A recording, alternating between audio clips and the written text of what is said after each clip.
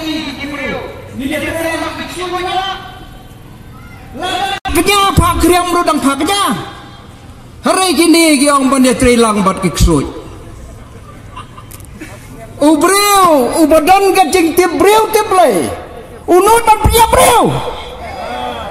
Hari uksut te unudan. Ubriu bapang, ubatiap bang ya bau jeng cia. Ba cheris thank you kepada keren mana. Lasiat yap you.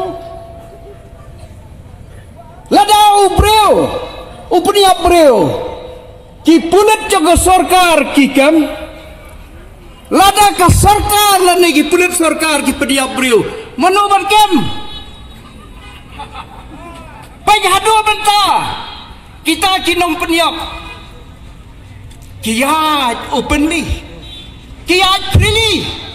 Namar balai la peniap ka sarkar. Lada ya ubreu ba le bakla peniap no kan mentoy ayu banbu ya kithanat katai kathanat langtai apa mau ngap ke police station ladai banweng no de kakasiri ro kapdan kapsio lada tak su bakla peniap no kadai namdai pai ba paralap ngaku aban keren sibun hari kapor kamsya kade ke sarkar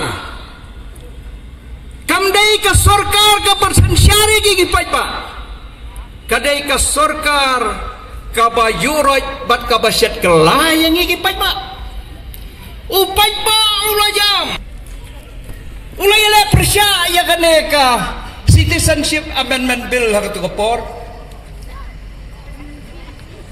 Baro ki sang bhalang, baro ki parti sang partai.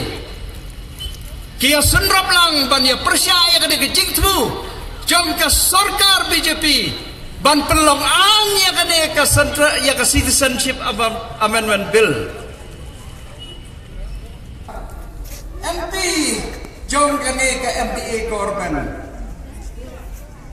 Kada keren, ban kada ai ke bagi kong wansuk sim ki persya tunan lir tanah marba ke kongres kamdan hak majority by brute majority kila pelong ay yang ada di sini tapi ban ay yang kata inner line permit man skap ke sarkar kebe hak yalek kisang halang sedelhi ki romba di pekerjaan yang LP yang LP yang kedua kapan pun kapan Jerman yang Home Minister Ahmed Shah yalam kai balik tungding sebuah kajing ut cukup baik pak kamar yang kayui kam yahab bat kajing le cukup di kesoka persiapan nomor kasur kajong upay pa kadai kasur gedung ki jing bamsak ki bam langsung panikran lias ko na ginom kira na kamat kajing bam sab halar kajing hayi yo